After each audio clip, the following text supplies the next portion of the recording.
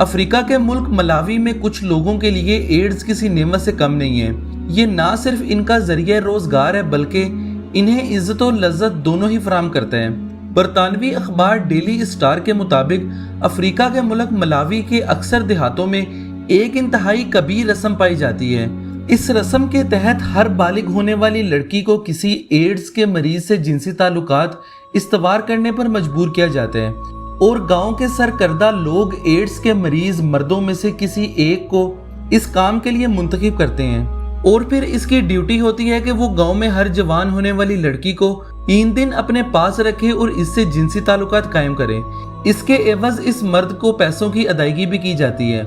Malawi के कदामत पसंद लोग इस अमले बद को ज्यादती, जना या कोई और बुरा अमल ख्याल नहीं करते।